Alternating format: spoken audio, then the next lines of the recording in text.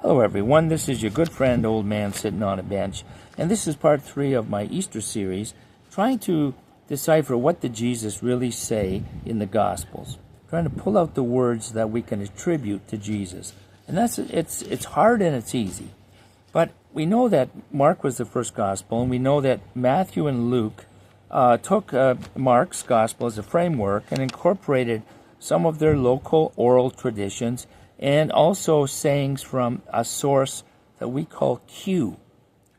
Now, we don't know who wrote Q. We don't know when Q was written. We just know that Q was a source of writings, of sayings that Jesus had said. We don't know if it was written down before he was crucified or after he was crucified. And these sayings would have been passed around the Christian communities.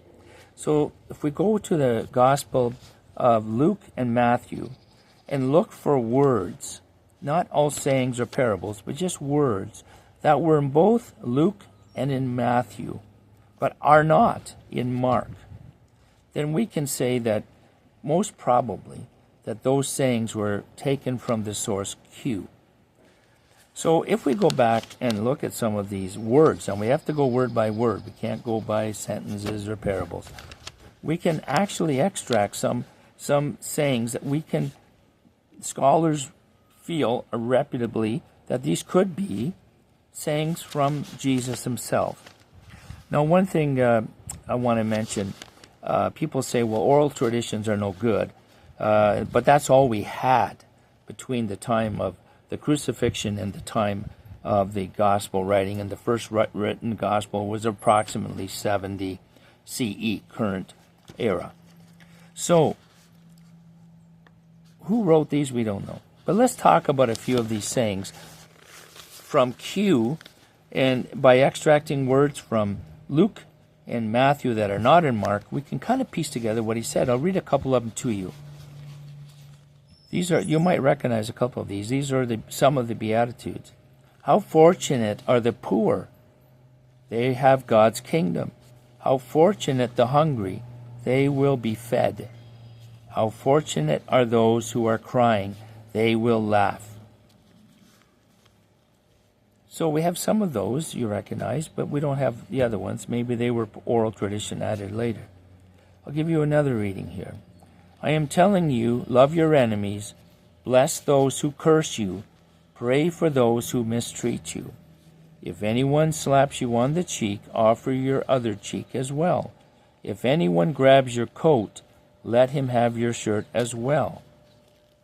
Give to anyone who asks, and if anyone takes away your belongings, do not ask to have them back. As you want people to treat you, do the same to them. Now, I will cover more and more of these readings in my different sections, and I'm trying to keep the parts small. But I want to just share something with you. Most of these readings or sayings from Jesus were teachings, because these were probably written down, I'm going to say this is my theory, written down before he was crucified. So he was a rabbi, and people would have wrote these down to spread his teachings. And I will read more and more teachings in the next parts, and we can talk more about that. And I will also give you some more resources to look at for your own research if you want to learn more about it. So let's remember that these are teachings of Jesus. To my knowledge, he doesn't actually say himself before he's crucified that I'm God. He's teaching these people. I'll give you one more reading before I stop for today's part, but I will read more. Be merciful even as your Father is merciful. Don't judge and you won't be judged. For the standard you use for judging will be the standard used against you. Now, one last comment about these words. When the scholars go back and try to interpret these readings, they go right back to the original Greek. So they're looking for words that are in Greek, in Luke, and in Matthew. So if you're going looking through your own Bible, you may not see exactly these terminologies. Be merciful even as your Father is merciful. Don't judge and you won't be judged. I love that one. How can you look for the splinter in your brother's eye and not notice the stick in your own eye? How can you say to your brother, 'Let me remove the splinter in your eye,' when you do not see the stick in your own eye? You hypocrite, first take the stick from your own eye, and then you can see to remove the splinter that is in your brother's eye."